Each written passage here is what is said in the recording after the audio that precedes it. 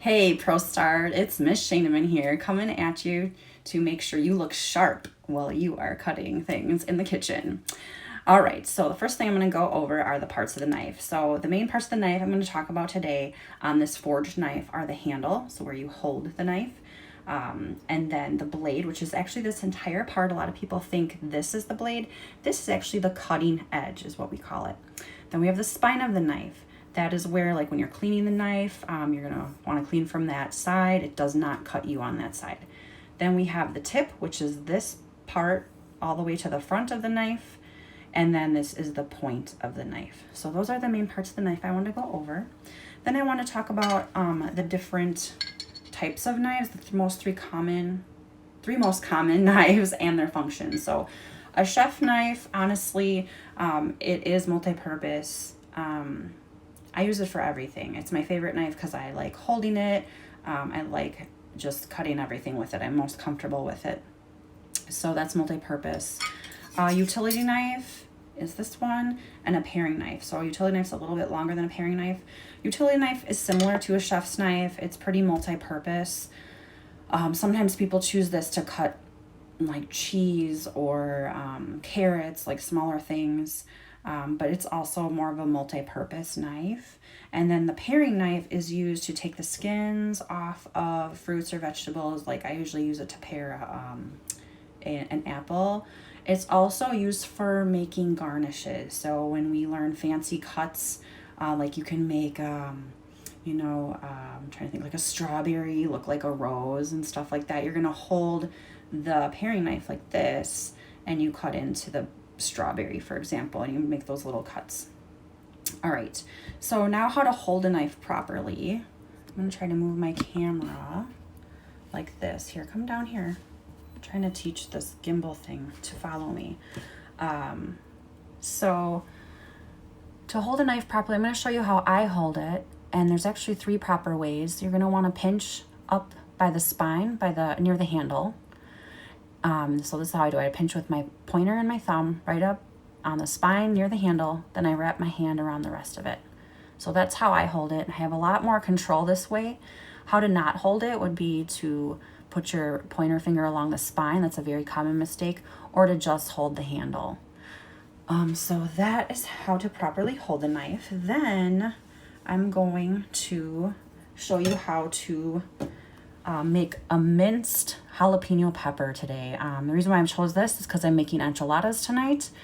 And so I like to hide spicy things sometimes from my daughter in the dishes. I pre-cut some of them so you can see what my mince looks like. And what's actually going to happen today is you're going to see me cut a julienne and then a mince. And excuse the dirty dishes in the sink. I have to get to those. So I've already washed my produce. You can see I've already cut one of these up, but I'm gonna cut the top off, and notice I'm using my claw. That's really important.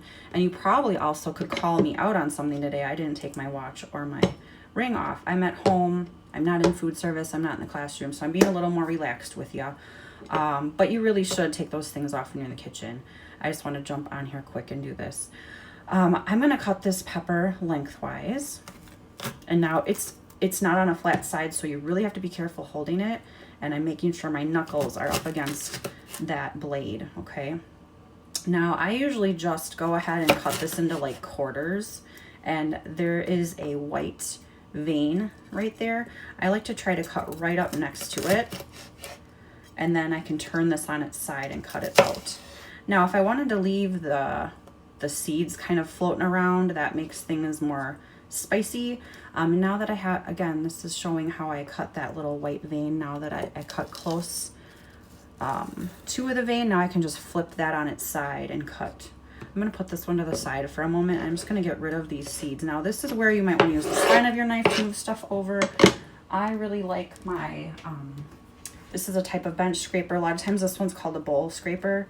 I like scraping things off of my knife with this, and then scraping off my surface. I am going to rinse these a little bit, just in case there were any more seeds. Okay, so now I'm going to make a julienne out of these. I'm actually going to turn this one on its side and trim off that vein just a little bit more. All right, so now I'm just gonna see if you can see. Okay, so now I'm gonna make sure I'm in there with my knuckles out, and I'm gonna make long strips. So there's my julienne. You know what, I'm gonna cut this on the side one more time and get this white kind of vein thing out of here. Oops. See how I was just using the tip right there? So that's an example of when we're using the tip. Remember, this is the point, this is the tip. So I would do this with the rest of them. Make small matchstick size pieces.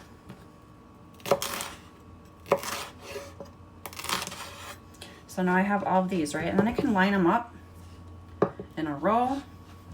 And now I'm going to, when I'm a little far away, I can see my fingers are out, but I really need to start curling those in because the knife is coming towards me, right? So I'm just gonna go ahead and keep moving my knuckles over. And I have a little bit left right there. And now again, I can take my finger, or if you have one of these, you can take the bowl scraper.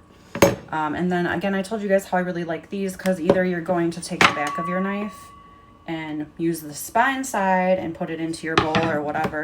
I really, really like these because I just go like that and drop stuff in.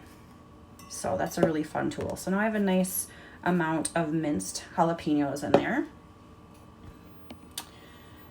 All right, so you got to see a julienne and a mince today for me, but for your video, you only need to do one of those, okay? Notice I had my equipment out and ready. I had my thing I was gonna chop out and ready. I did practice already once, well, 1.5 times. So you can tell I was like prepared, right? So I want you guys to make sure you do that. And then my call to action would be to share this with your friends, family members. If they want to really look sharp while they're using a knife, really look professional, then I suggest teaching them or having them watch this video so they know how to hold a knife properly and know how to do a fancy knife cut. Okay? All right, signing off. Have a great day. Bye.